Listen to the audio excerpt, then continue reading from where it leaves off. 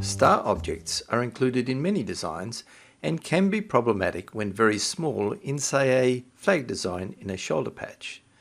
Here are a few options, from tiny asterisk type stars to larger fills for the back of a jacket. The first couple are created with either manual or running stitches. I call them asterisk stars as they are usually less than 3 mm in diameter and are comprised of straight lines. I've created a template in Corel Draw to keep everything symmetrical. Okay, so first the manual tool. Left click each end of all of the lines beginning at the center.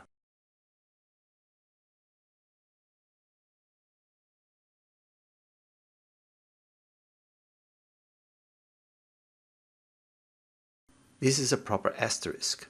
The small last stitch is the tie-off, and you may want to lengthen that in the connectors tab to say 2 mm. This will give the last stitch an extra long tie-off. The second method would be to use the intermediate lines as a guide to the inner points and make a true star shape. You may want to duplicate the stitches by using the repeat tool or simply duplicate with the keyboard shortcut Ctrl D to give extra strength and weight to the stitches.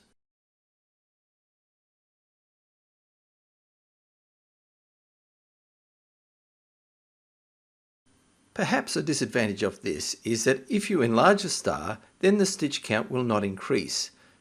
But as this method is for tiny stars, this should not be an issue.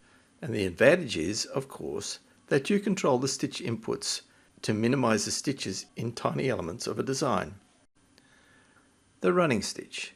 Of course we can preset the length of stitching here, but I'll leave it at 2.5 mm.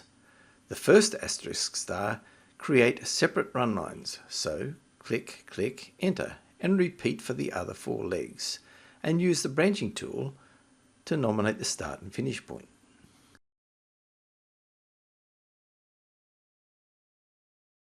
The star method using the inside points to create a star. This is a continuous input of left clicks. Again, repeat if you want extra strength to the star object. The advantage of using running stitches is the stitch count will adjust as you make the object larger, and you're able to adjust the stitch length. The star tool. This is a great way to make tiny stars, but you need to understand the properties of the tool to determine the number of points on the star. Select the tool, left-click the center of the star, and drag out to determine the size. Left-click to establish the X radius, and enter to complete the shape. Depending on the size of the circle you made, will determine the number of points on the shape. The stitch type is zigzag, and the spacing will determine the number of points. Too few points, then make the spacing value smaller. Too many, then make the value larger. The disadvantage of this method is that if you change the size of the star, you need to adjust the spacing.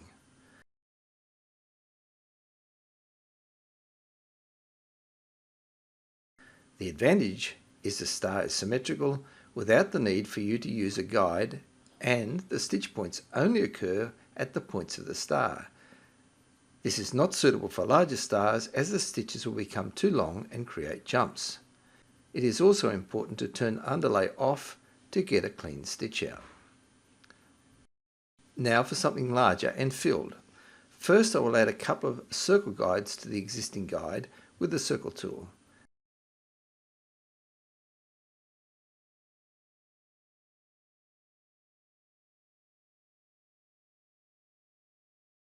Now the column A tool and create one point of the star. Extend the third and fourth clicks past the guidelines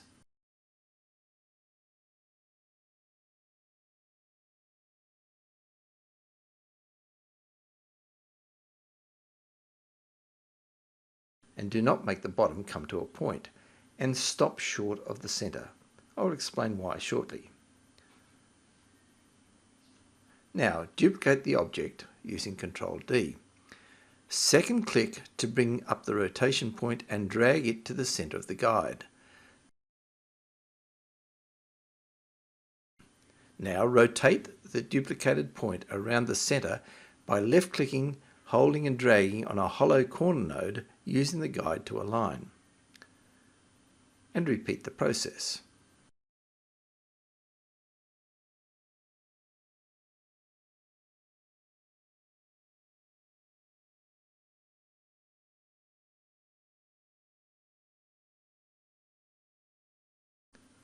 The reason you extend past the guidelines is to provide some overlap. When stitched, these columns will push in. Making the bottom of the first point flat will remove the risk of too many stitches in a tiny area. Judge this correctly and the hole will fill neatly. Finally, we need to sort the start and finish points by using the keyboard shortcut Ctrl-J. The issue with this method, if you make the star smaller, is that you will end up with some very narrow columns. So here is an alternative. I will use the current star as a guide. Again, with the column A tool, create the points, but this time at a different angle, so there are no short stitches.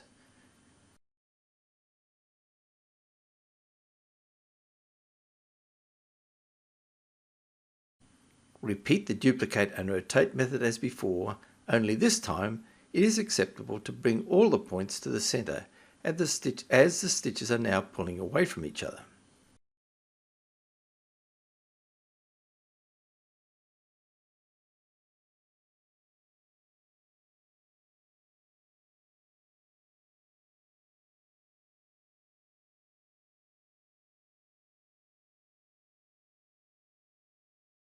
With the longest stitches in the column, we can afford to make this satin star smaller.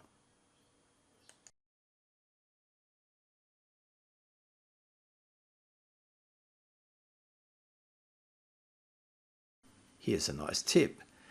If you want longer tips in the star points, use the running tool to create them. Travel to the beginning of the star you want to add the points to and digitize the run, ending where the first fill object begins.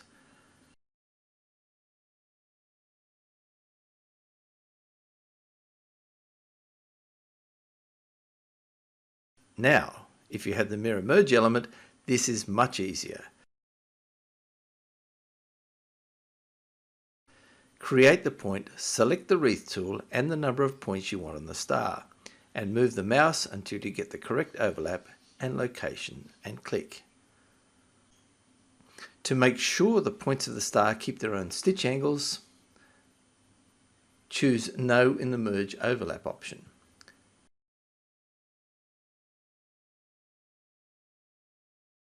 Now for larger stars.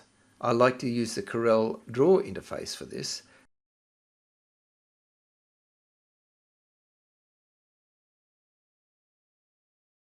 In the Polygon tool, select the Star tool.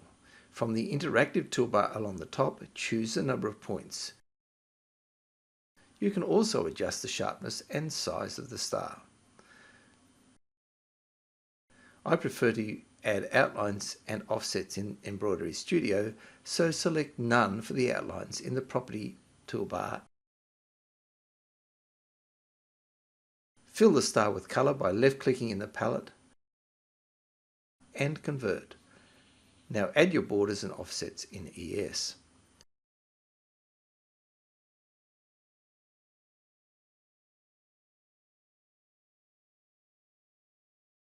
As you will have noticed, there's no single silver bullet here. Experiment with these settings and you'll find a method that suits your needs. Thanks for watching.